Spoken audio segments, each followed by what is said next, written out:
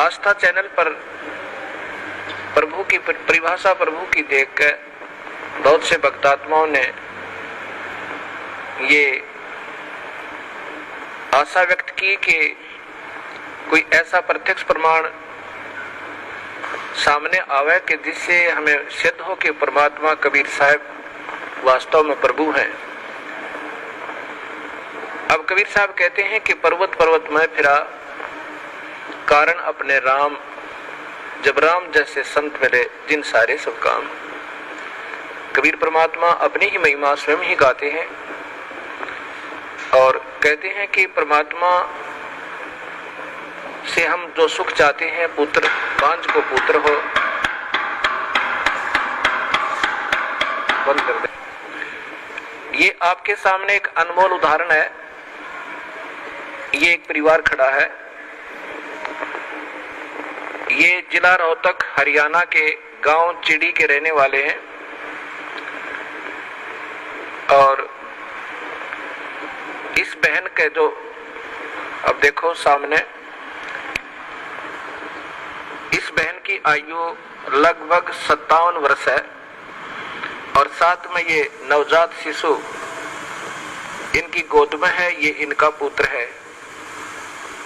पहले ये सामने जो लड़की खड़ी है,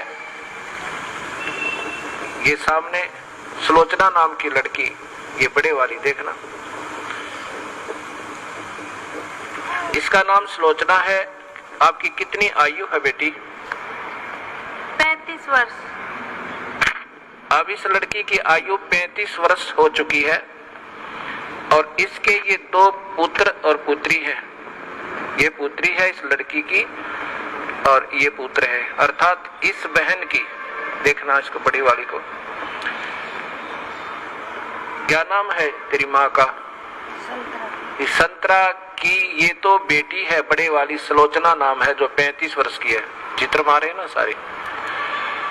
और ये देवती है इसकी और ये देवता और ये इनका दामाद है। इस 35 वर्ष के तक कोई संतान नहीं हुई इस लड़की के, सुलोचना के जन्म के उपरांत। अब इस बहन ने एक अपनी बहन का पुत्र भी गोद लिया। जब वो 10 वर्ष का हो गया तो उसकी मृत्यु होगी। उसकी मृत्यु के बाद ये पागल होगी।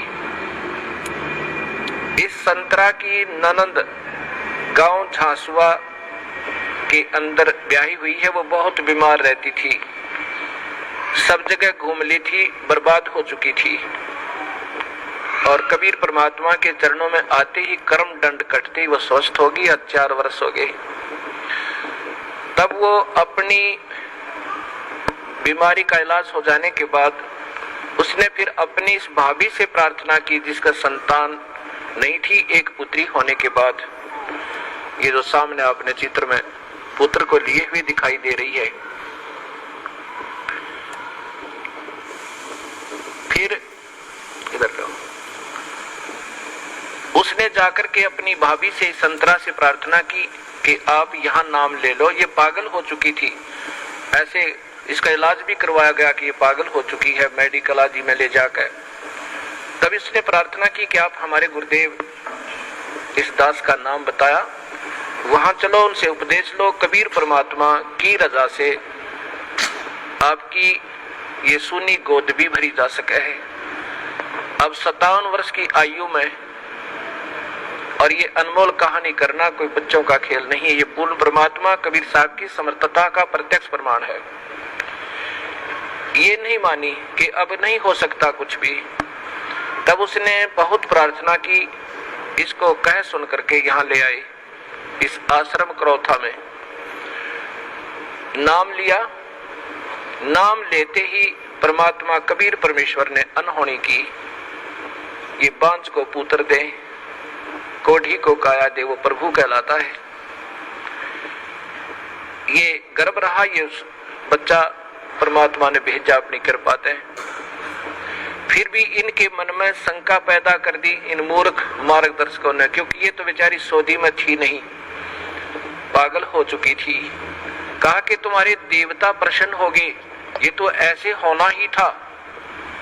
ये 35 वर्ष तक देवता कहां जा रहे थे इनके। यही ये मूर्ख जो मार्गदर्शक कि कहीं तुम्हारी प्रभुता और तुम्हारे ये रोजी रोटी समाप्त ना हो जाए, फिर भी गुमराह करने की चेष्टा की। इनके दिल से यहाँ की आस्था हट गई और फिर अपनी उन्हीं देवी देवताओं के चक्कर में पड़ गई। ये लड़का 14 महीने तक मां के गर्भ से बाहर नहीं आया। सब डॉक्टर पच लिए कि ये लड़का शायद खत्म भी हो जा बालक। फिर वही जिसने इसको नाम दिलाया था, इसकी ननद, वो गांव गई और उसने कहा कि नादान ने जुल्म कर दिया। ऐसे प्रमाण, प्रत्यक्ष प्रमाण के बाद भी तुम्हारी बुद्धि भ्रष्ट होगी, चलो जाकर माफी मांगे, दोबारा उपदेश ले।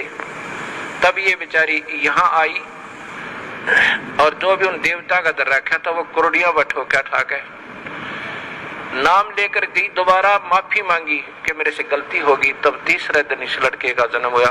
बोलो सतगुरुदेव की जय। ये सामने आप फिर देखिए इसी पुण्य परिवार को। आज इनसे पूछ कर देखो इन्होंने कितने देवी देवता पूजे थे और क्या क्या इन्होंने ना किया होगा। और कबीर परमेश्वर ने ये सुख दिया जो पृथ्वी पर कोई नहीं दे सकता। ये वो परमात्मा है जो भाग्य के बिना भी दे सकता है। ये आपके सामने प्रत्यक्ष प्रमाण है। बोलो सतगुरुदेव की। बंदी छोड़ कबीर साहेब की। सत साहेब।